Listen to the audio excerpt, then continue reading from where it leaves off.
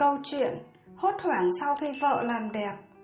Lần ấy, vợ đã kiên quyết và khóc lóc quá nhiều nên tôi chấp nhận chi tiền cho vợ đi làm đẹp. Trước khi đi, tôi có dặn vợ, bây giờ làm đẹp cũng nguy hiểm lắm, em cố gắng tìm cơ sở nào uy tín mà làm, đừng ham rẻ mà hại thân. Với lại chỉ chỉnh cái mũi, cái mắt một tí thôi, đừng bơm ngực, hút mỡ. Gọt cằm làm gì? Anh cũng không thích cằm phê lai, cũng chẳng ưng mấy cô ngực giả. Vợ anh thì càng không thể dùng hàng giả. Nhớ lời anh nhé. Nói rồi tôi đi làm, nhưng thú thực cả ngày hôm đó tôi lo lắng vô cùng.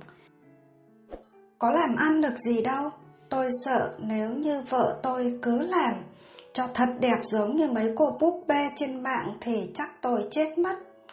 Nên cứ ngồi ở văn phòng là tôi giật mình thon thót khi có chuông điện thoại vì sợ vợ có chuyện gì. Đời may rủi biết đâu mà lần, số đen gặp họa thì sao? Tối ấy về nhà, thấy vợ đeo khẩu trang kín mặt, bảo vợ bỏ ra thì vợ nhất định không. Vợ bảo muốn được chồng nhìn thấy khuôn mặt xinh đẹp của mình chứ không phải là khuôn mặt đầy vết thương này. Ban đầu tưởng vợ chỉ làm mũi, hóa ra không phải vậy. Vợ gần như phẫu thuật toàn bộ khuôn mặt. Được 10 ngày, vợ bắt đầu tháo băng và cho tôi thấy bộ mặt của vợ. Trời ơi, tôi không tin nổi vào mắt mình. Nhìn chẳng giống vợ tôi tí nào. Tất cả đều là hình ảnh chắp ghép của người đàn bà nào đó. Nhưng giọng nói ấy vẫn là của vợ. Tôi gào lên thất thanh. Tại sao em có thể làm vậy? Anh đã dặn em rồi. Đừng có làm cho mình thành một người khác. Em soi gương xem, em còn giống em hay là giống người nào đó. Em bảo anh làm sao mà ăn nói với bố mẹ, hàng xóm láng giềng. Vợ tôi xì một tiếng rõ to rồi bảo, làm sao phải ăn nói với ai, mình đẹp là được, thiên hạ còn ghen tức nữa là khác. Vợ anh có đẹp không thích còn kêu ca gì. Tôi hốt hoảng vì vợ đi làm đẹp. Bây giờ thì tôi tin đàn bà ăn không nói có. Tôi dặn thế rồi, dặn đi dặn lại rồi mà cuối cùng vẫn hoàn là không nghe. Vợ bây giờ nhìn giống ai đó, không phải là vợ tôi ngày nào nữa. Nói không điêu chứ con tôi về nhà, thấy mẹ gọi mà cứ ngơ ngáo tìm.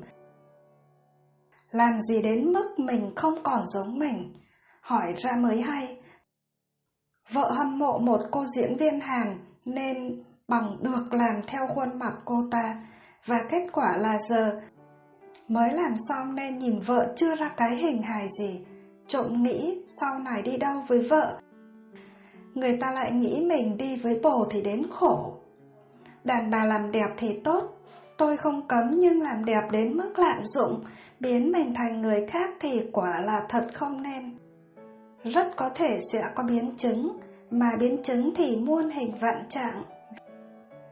Rồi sẽ đi đến đâu nếu như không có tiền tu sửa, hoặc là cứ nghiện thẩm mỹ mãi thì phải làm sao? Giờ, mỗi ngày khuôn mặt vợ dần hoàn thiện hơn, nhưng cứ ngồi bên vợ, tôi lại ngỡ mình đang ngồi bên ai đó. Con của tôi giờ cũng không thân mẹ nó nữa, vì nó cảm thấy người mẹ ngày trước vui hơn, thích hơn, hay cười đùa với nó hơn. Người mẹ hiện tại vì đẹp nên chỉ chăm chút khuôn mặt, ăn mặc, trang điểm, chẳng mấy dành thời gian cho con như trước.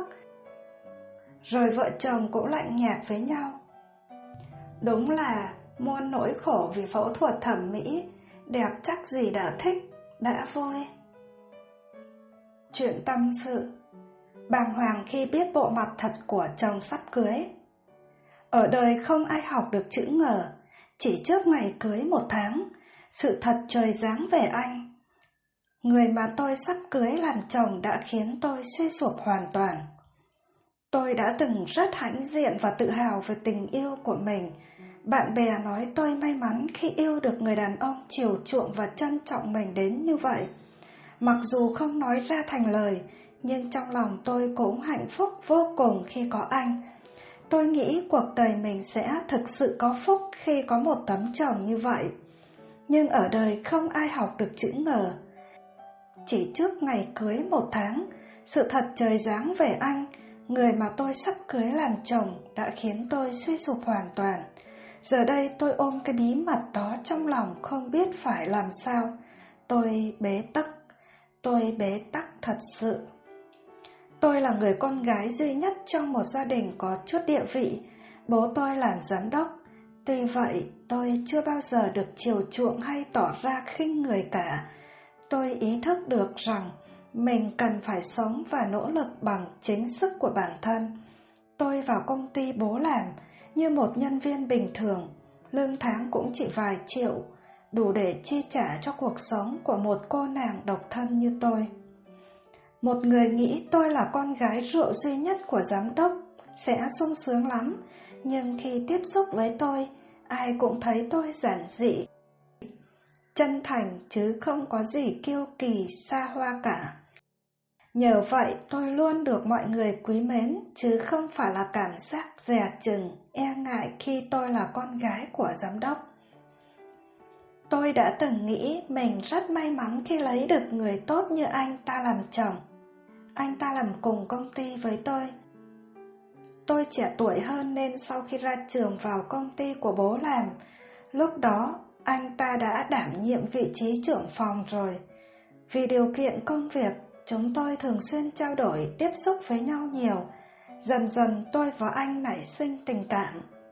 Phải thú thật là tôi cảm thấy bị chinh phục hoàn toàn bởi vẻ ngoài đàn ông, sự trưởng thành, đĩnh đạc của anh ta. Trong quá trình tìm hiểu, anh ta thường xuyên kể cho tôi nghe về tuổi thơ nghèo khó và cuộc sống hiện tại chật vật, nên anh cũng chưa muốn yêu ai cả. Anh sợ không lo được cho người ta nên không dám tiến xa với ai. Càng nghe anh ta nói tôi càng cảm thấy nể phục người con trai này. Chính tôi là người đã chủ động ngỏ lời yêu anh, bởi vì tôi thực sự yêu một người đàn ông như vậy. Nhưng anh ta tinh vi đến mức khéo léo từ chối tôi. Lý do mà anh ta đưa ra là vì anh ta chỉ là một chàng trai nhà nghèo, sợ yêu tôi sẽ mang tiếng là yêu con gái của giám đốc, lợi dụng, chuột xa chính gạo. Thấy anh ta sống có tự trọng, tôi lại càng mê mệt. Tôi giúp anh ta gạt bỏ hết những suy nghĩ đó ra khỏi đầu. Cái cách mà anh ta yêu tôi cũng càng khiến tôi thêm tin và yêu anh ta hơn. Anh ta chiều chuộng, chăm sóc tôi hết mức, nhưng khi tôi sai, anh ta vẫn nghiêm khắc nhắc nhở. Nếu anh ta chỉ cưng nựng tôi như một bà hoàng thì tôi còn nghi ngờ độ chân thành đó.